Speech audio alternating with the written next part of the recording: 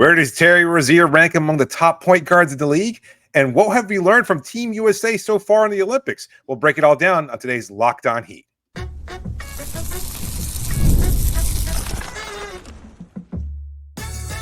You are Locked On Heat, your daily Miami Heat podcast, part of the Locked On Podcast Network, your team every day. Welcome to Locked On Heat, your everyday podcast on the Miami Heat. Whether you're tuning in on YouTube, Odyssey, or your favorite podcast app, thanks so much for making Locked On Heat your first listen every day, Monday to Friday. I'm Wes Goldberg, editor at allyoucanheat.com, here with David Ramil, back from a Fish concert somewhere in the middle of America. Got a little bit of sun out there.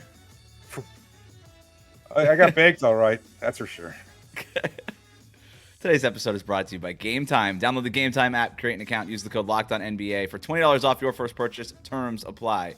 Somebody ranked Terry Rozier the 28th best point guard in the NBA. We're going to debate that ranking next. Plus, get to Tyler Herro's new look. But we are recording this after Team USA beat Brazil. And it looked they just blew them out. I mean, to beat them, just saying they beat them is an understatement. They blew them out. And this has become part and parcel for the Team USA experience. Bam Adebayo started the second half over Joel Embiid. I don't know that there's that much to take away from that. Embiid played well in the first half, didn't play at all in the second half. Looked like they were just giving them basically the second half off because this game was over so early.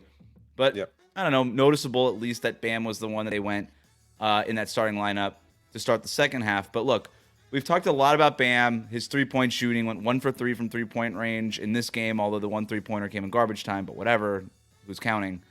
But we really haven't talked that much about just the Olympics and Team USA in general. And by beating Brazil, this was the first knockout game for Team USA. They're going to play Serbia in the next round. But, David, here's the thing that my big takeaway from this game and just from the last couple of weeks here is I have been waiting for Team USA to get tested. They were tested during the exhibitions, right? During those tune-up games and all those things. But since the Olympics started, this team is blowing out every single team. They are favored by 20-plus points routinely. They were favored by 26.5, according to FanDuel, against Brazil. I think they covered. Yeah, they did cover. More than covered. And they just look dominant.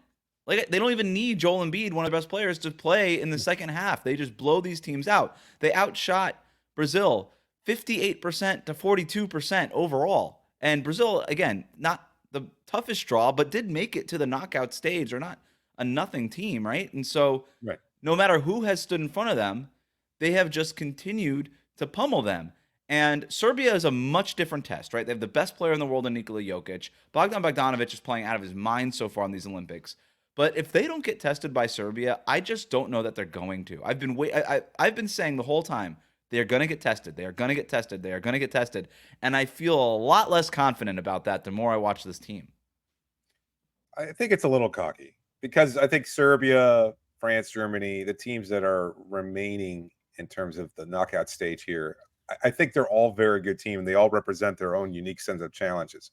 But more than anything else, I think we've just gotten to this point where since 2008 and the Redeem team, we've done this every time with the Olympic play, because the Olympic is when they send the very best of their best. They have a little bit more time to be a little bit more cohesive, where you kind of threat over as opposed to the World Cup or the World Championships, which is what happened last year when Jalen Brunson, Tyrese Halliburton, and a couple other players just couldn't get it done, and they lost badly, and they were embarrassed on a global stage. They didn't send their best this year. They're sending their best, Kevin Durant, et cetera. So I think it makes a huge difference. But we've gotten to this really comfortable pattern when we send Team USA out there where it's like, well, they're not dominating. They're not. Are they going to get it together? What's it going to take for this team to kind of finally wake up? And then Olympic play starts, and their margin of victory, a measly 21 points on average per game. And they've just beaten everybody, including South Sudan, who had challenged them. Like there were enough chinks in the armor there where you could say, maybe USA isn't that good. But they've just consistently beaten everybody, and they look like they're just getting better as they get more cohesive, as they kind of find their footing, understand their roles on this team. Like, they've been playing together now for over a month, and since if you include exhibition games, the bonding experience of the tournament and everything else like that. But I think it's clear, to your point, that USA has the most talent of any team in the world right now, and I think they're likely to win a gold medal. That's not to say that they couldn't be challenged or upset in some way, but I think they're a clear favorite, and they're showing that they have the potential to continue getting better. I think Brazil was probably the weakest of the potential matchups that they'll face on their way to a gold medal match. But other than that, though, I think they still have a good chance of beating everybody and probably escaping with a gold medal. So FanDuel already has the odds for USA Serbia, and Team USA is opening up as a 16.5-point favorite over Serbia. That's crazy. I would have bet on but that might be the lowest that it's been, like, in terms of Team USA. I know. It's crazy. This team is really good. I mean, this is not just a team that is talented, right? I think about that 2008 Olympic team with Kobe and Dwayne Wade and LeBron and all these guys, Carmelo, Michael Redd, which Dwayne Wade keeps shouting out on the broadcast, which I love, because Michael Redd may be one of the more underrated players. We don't need to do a Michael Redd segment, but, like, for the kids out there listening, look it up. So that team to me was so supremely talented that when they won gold, it wasn't surprising. This team has talent and fit. This team really does fit together. I tip my hat to Steve Kerr, Eric Spoelstra, Ty Lue, the Gonzaga guy. What's his name? Mark Few.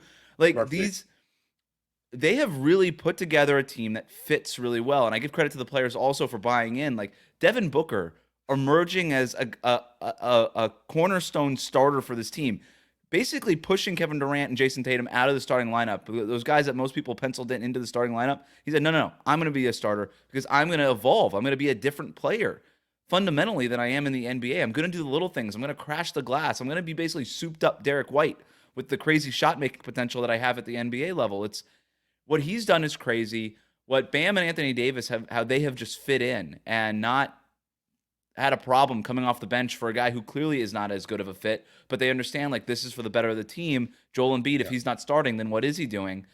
Kevin Durant, Steve Kerr just came out and said he's coming off the bench for us for the rest of the tournament. And Kevin Durant's like, fine with me. Right. I'm the all-time leading scorer in Team USA history.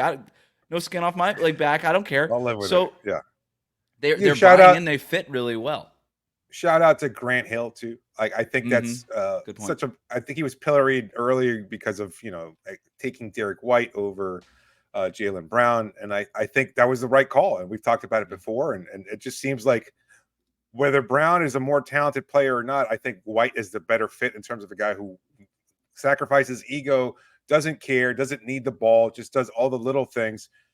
I mean, Brown would probably try and go out there and he's so convinced of his own greatness that I imagine he would go out there and probably try to eclipse everybody and outscore all these other, not just greats on his own team, but even international players.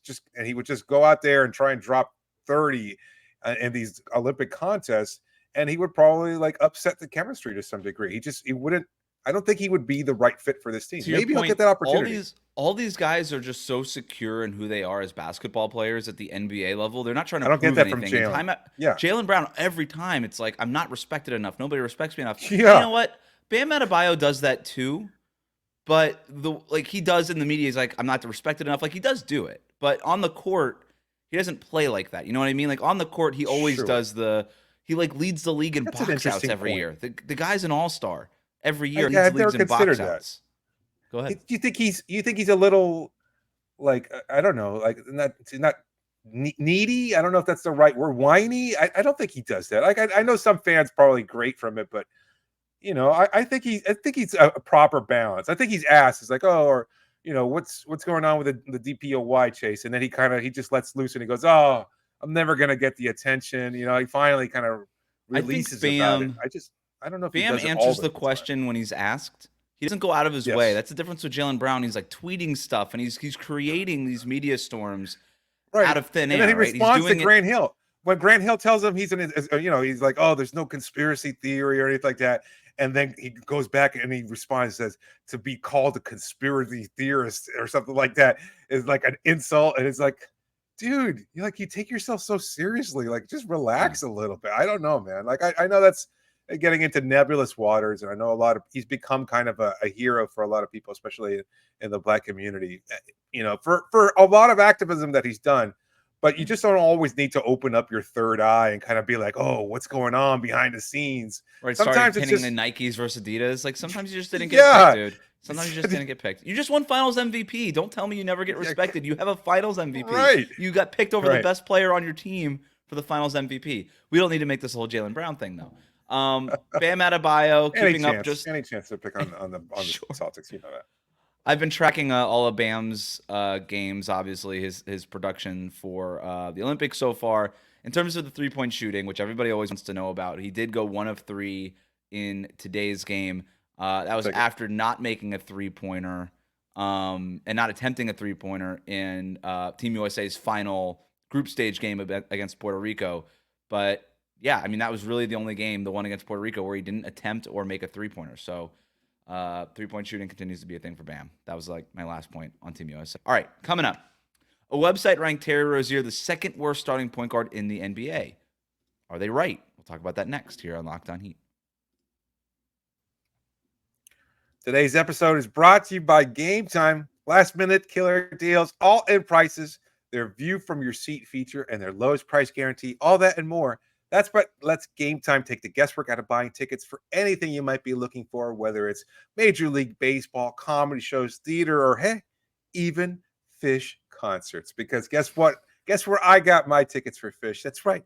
I got it through Game Time. I didn't have to use the view from your seat, because I know it was going to be a lawn. I could just kind of pick my spots there. So it wasn't really that I didn't have to worry about where I was going to be sitting from, but I'd never been to this venue before. And I was kind of curious. So I did look through the views for your seat, saw that it was comfortable, saw some images there, made it really abundantly clear. And when I walked in, I was like, oh yeah, I know this place. I've seen it. I've seen it through the Game Time app, because that's how convenient it is. And you get the best price that you could possibly find with their all-in pricing, no hidden fees, no worry about whether or not something's going to come in later on, no taxes or anything else like that. No.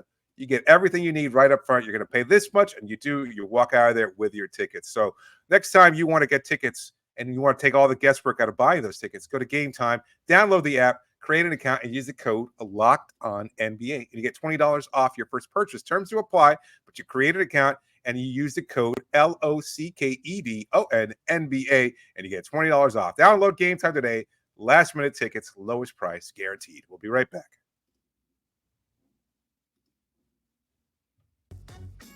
Thank you for making Locked On Heat your first listen every day. For your second listen, enjoy the Locked On NBA podcast. There is no offseason in the NBA, and Locked On NBA provides daily basketball analysis from national and local experts in 30 minutes or less. No one keeps you as informed or entertained as Locked On NBA. Available on YouTube and wherever you get your podcasts, part of the Locked On Podcast Network. HoopsHype released its list of the top 30 point guards in the NBA. They had Terry Rozier ranked 28th. David, here's some of the names listed ahead of him. Mike Conley, Marcus Smart, Jalen Suggs, Emmanuel Quickley, D'Angelo Russell, Josh Giddey. Rozier 28th? Below those guys? What do you think? I know it's a tough list. And I think, we were talking about this before we started recording. It kind of just speaks to the bigger issue that there are a lot of great guards in the NBA. It's true. But I think there's also some really clear faults with this list, not just where Rozier ranks, but just even the notion that Rozier is a point guard. Like, that's just not what is the definition. And I know this is a challenge for HoopsHype or any kind of content creator like this. Like, what is a point guard in today's NBA? Is it just the smallest guy on the floor? Is it the guy who leads the team in assists? Like, they include Luka Doncic on here, and I know that's typically where he's kind of viewed as a point guard, but he's really just the offensive engine for the team. He's just very different in the way he approaches everything. And I mean, to put Luka Doncic and Terry Rozier and say, clearly they play the same position. Yeah, to rank them against each other. Yeah, you're right. Yeah. It is. It's troublesome, isn't it? Because I would say, well, a point guard might be the smallest guy on the floor. I think that's certainly a definition. You can just be like the smallest guy on the floor who handles the ball, who tends to handle the ball. You could go that. I would say generally the guy who guards the other point guard might be part of the fact. But Luka Doncic doesn't guard other point guards. He guards the worst offensive player on the floor. They stick him in the corner, hide him there. So that doesn't even apply for Luka. But Luka also has a usage rating of 1,000,000,000%. And so he's obviously in charge of that offense. He's obviously the point guard. He leads the league in assists and all these things. To me, Luka is clearly a point guard. Terry Rozier is more of like a combo guard. It's like I know it when I see it kind of thing. But if you asked me who's the Heat's point guard, I would say Terry Rozier, right? I would have just, I would be like, yeah, he's the closest thing they have to a point guard. But to your point also, the Celtics have 2 point guards on this list. Derek White and Drew Holiday are both in the top 20 or whatever on this list. So there's Jaylen Brown complaining in the wings right now. Yeah, it's like, Jason Tatum ran the offense for them in the entire playoffs. He was the guy that ran their offense. LeBron James is basically a point guard, and yet D'Angelo Russell is on this list, even though he plays more of an off guard in the Lakers offense. And D'Angelo Russell's ahead of Terry Rozier on this list. So to your point, is somewhat questionable. Almost impossible. But to me, regardless of who's a point guard, whatever's a point guard, I think Terry Rozier is clearly a better player than some of the guys listed ahead of him on this list. Like, to me, no doubt, he's a better player than Emmanuel Quickley. And I like Emmanuel Quickley. He's a better player. We could debate whether or not he's better than D'Angelo Russell, but D'Angelo Russell being 5 spots ahead of Terry Rozier seems off to me. I think Terry Rozier is a more proven player than Josh Giddey, right? I like Josh Giddey. Again, I know a lot of people hate Josh Giddey. I kind of like him more than consensus. I think Rozier is a better player. To me, what this speaks to is the fact that Terry Rozier basically was anonymous for several seasons in Charlotte, where nobody was watching him play, and wasn't in the best system, right? Playing with LaMelo Ball. They weren't the right fit. I think that speaks to it also. And then ended last year with a neck injury that ended his season prematurely. So I just think this list almost reflects the fact that Terry Rozier has been largely forgotten by the NBA, despite the fact that he's a roll out of bed 20-point per game scorer. Yeah, I think had he been able to play and Jimmy Butler and he been able to be healthy for the playoffs, that would have done a lot. Like the same way that Caleb Martin is kind of respected based on last year's performance. I mean, 2 seasons ago, I should say, not 2024, but 2023's playoff run to the finals and what Caleb Martin was able to achieve there. I think that really opened up a lot of eyes around the league, not just from players, but also from fans and things like that sort, and media members, people who were like, Caleb Martin, how the heck is he playing at such a high level, et cetera. Look at what happened to Max Strus, Strus, relatively anonymous, and then Miami goes on an NBA finals run and he shows out throughout the whole run, translates into a large contract before the CBA had the kind of impacts that it does, et cetera. So I think, Terry Rozier was having a fine year in Charlotte and he was pretty much buried there. Like in Boston, as good as he was kind of always like teetering as a 6th man, kind of the same role he's going to play here, but he didn't have the heart of Celtics fans the same way that Marcus Smart does or did. And that was the guy that they kind of viewed as their point guard, although, again, not really a point guard, doesn't really create offense for anybody else and just basically goes out there and defends everybody, right? I mean, that's the whole thing. According to his Defensive Player of the Year campaign, he was able to guard 1 through 5 somehow, or maybe flop, despite whatever size player he's guarding. Yeah, flop 1 through 5. That should be a good slogan. But anyway, yeah, I think Rozier was kind of hidden there. So, if he's going to use this list, if he even sees it, I know he'll probably tell us, I didn't even care. I don't even see it. I mean, I'm sure in a month now when camp opens up, he might not see it because, it's HoopsHype. It's just a site. Although I think a lot of players kind of cite Hoops up for hype for some reason. That they have one of the best rumor tracking apparatuses on the internet, right? So so maybe he might see it, maybe he might click on it, and then maybe he might be like 28. What the hell? And then if he uses that as motivation, but I wonder if that kind of just speaks to the bigger issue. Like, is he looking at this season as a national coming out party again, or reintroduction or something like that? Because again, I don't get that sense from Terry, like being around him a little bit, right? We were only around him for 30 games, but he's trying to fit into Miami. But he was very much. Maybe we would have seen cocky, scary Terry. Had he just been there in the playoffs against his former team and had like a big game, maybe would have been like, yeah, a lot of people forget what I could do, et cetera, et cetera. I could see that. I don't know if he's going to use that fuel to motivate him for this upcoming season or not. I can't see why it wouldn't either. Like, you need those kind of feathers in your hat. You need those kind of perceived slights to kind of fuel you for a long Yeah, what athlete doesn't? Yeah, exactly. Like we were just talking about, Bam needs it, Jaylen Brown needs it, like Terry Rozier, like all these guys need it, and so yeah, sure. It will be hard to sort of separate all right, is this him just being extra motivated for whatever reason because of any lists or whatever? I don't know. Or just the fact that he's going to have a full training camp with his new team. We remember how rough it was to join this team in the middle of a losing streak, which is what happened last year. Like he joined the Heat at the worst possible moment, and it was just hard. Yeah. And all the injuries and everything around him, he was just never able to get his footing, and then he sprained his neck, and then he was out for the year. And so it's going to be hard to figure out if he does have a bounce back season. Is it going to be because he's motivated? Is it going to be because he had a full training camp? Is it because he's fully healthy? Right. Is it all these different? The Heat are just better All and the healthy in above. general and have more of a support system around him. Who knows? Frankly, I don't care as long as he's playing well, and as long as the Heat are playing well. I don't really care what the reason behind it is, but I do think to me, it is interesting that this particular rank, and by the way, some other hoops website could do the same exact rankings and have Terry Rozier 8 spots higher, and I wouldn't be surprised. What we're talking about here is splitting hairs, right? I think that, to me, I would have had him easily over Marcus Smart, who basically didn't play last year.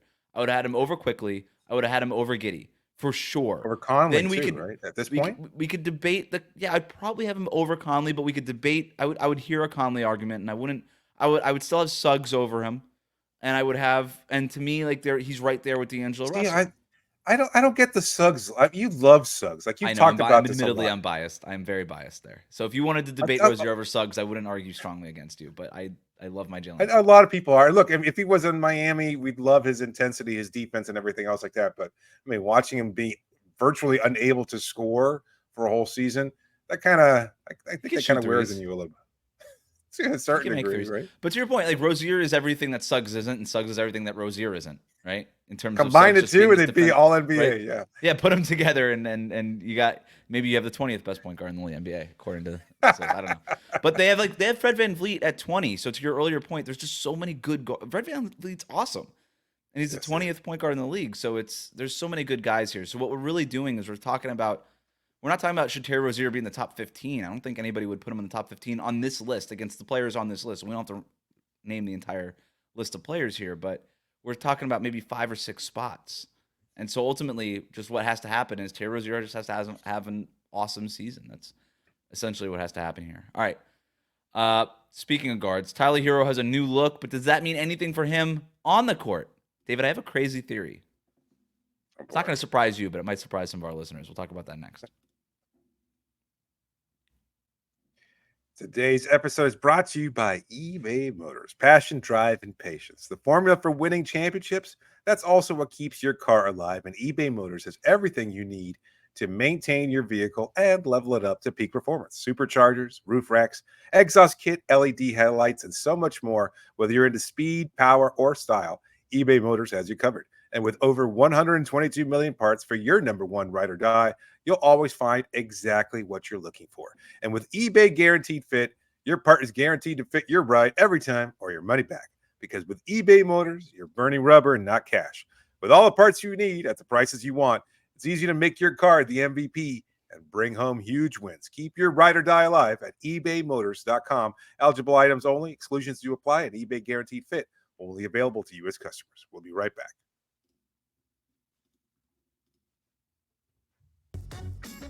Thanks for making Locked On Heat your first listen every day. If you're new to us on YouTube, hit that subscribe button. You can also follow us on your favorite podcast app. We're going to play a game here, David, called Big Deal or No Deal. Wow. Right? Imagine it. Classic. Classic. It's a classic Locked On Heat. Even before, it predates Locked On Heat. We did not make it up. But Big Deal or No Deal. Tyler Herro debuted a new look on Instagram the other day. He's shaved his head, gone with that classic Army-style buzz cut, looking yoked in some of these photos, by the way. Come on. This is I'm what's not going to falling happen for that anymore. I know. You and I were on this. I remember when Chris Bosh had that one. There was this one Funhouse Mirror Instagram post of him where he looked like Alonzo Mourning out there. Everybody's like, oh, my God, is Chris Bosh like yoked up? And I was like, can I see one more? I just said, it's great if he's working out. I need to see one more photo of him looking like this before I make any kind of conclusions. And we never saw another photo of him looking that yoked, and he certainly wasn't. That just wasn't his body type. He was an amazing player, not necessarily the strongest guy. That said, whatever. Tyler Herro. The shaved head thing, though, what do you think? People are calling him Tyrone Hero now. I'm liking it. Yeah. I mean, I guess it's a little bit more streamlined, right? I think I could see that being like, you know what, no frills, all business. But Tyler So that's said exactly that where for I wanted to go years. with this. No, so that was my theory. That was the theory I teased there. So I remember, and Jordan Poole had one very strong season, right? It was a year where he came into training camp before, not the training camp he got punched, the training camp prior, and the Warriors won the 2022 finals. It was the training camp of 2021. The Warriors went on. Right. What I remember, Jordan Poole specifically showed up. This is the very tail end of me covering the Warriors, and he showed up with a shaved, with the same buzz cut. And he was a guy that used to have the long dreadlock kind of things and was playing with his hair and did all these other things. And one day he just showed up, buzz cut, had the best year of his career, signed the big lucrative contract extension, and the rest is history, right? Well, He won the finals, then the big contract extension, etc. I don't know. I think that there's something, and I remember talking with Jordan Poole. He was like, "Look, I just wanted no more nonsense. I didn't want to worry about it." And he just kind of, and he said, "This reflects the game that I want to have on the court." Where Jordan Poole's biggest thing, and to this day his biggest thing is, so it's not like it doesn't keep, right? His thing is bad decision making, over dribbling, trying too hard, doing too much. And I think you could say the same, definitely to a lesser extent, right? Jordan Poole is like the king of kings when it comes to doing too much.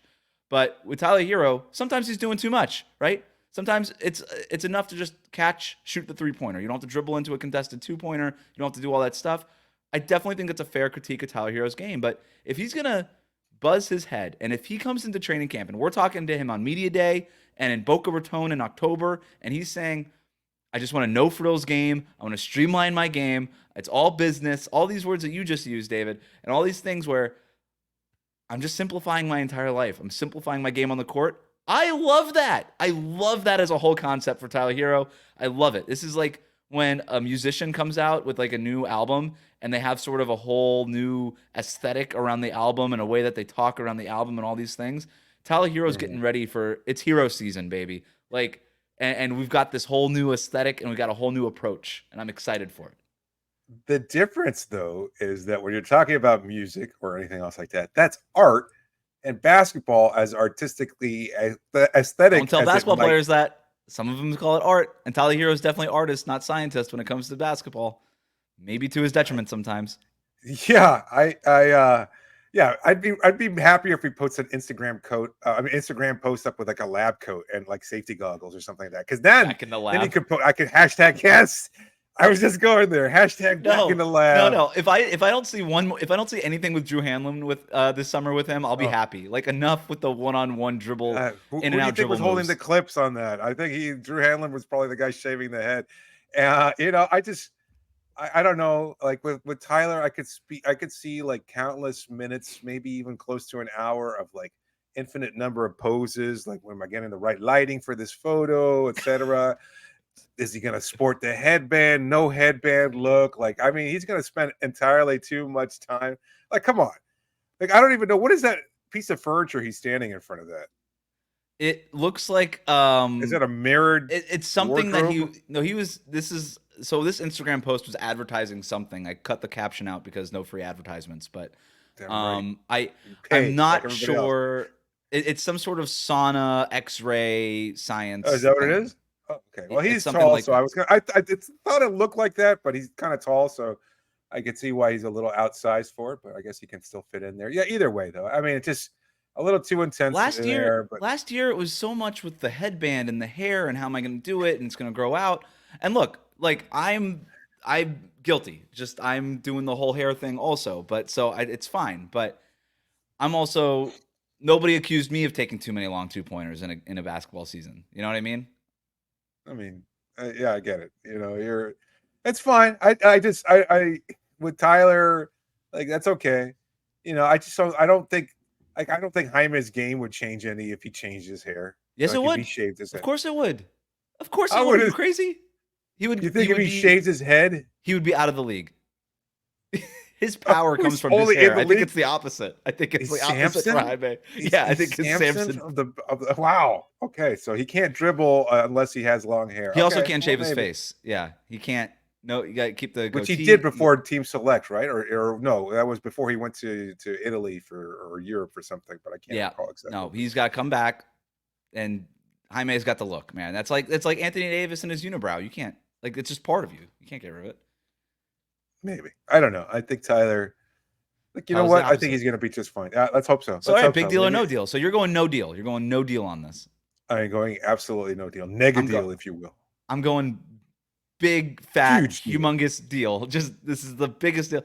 We're getting the career year from Tyler Herro. He's going to be the player everybody wanted to see. I'm all in on Tyler Herro's new look.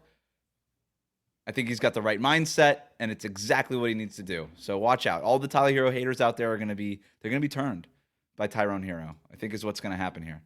Thanks for making Locked On Heat your first listen every day. Like, comment, and subscribe on YouTube. Follow us on your podcast app.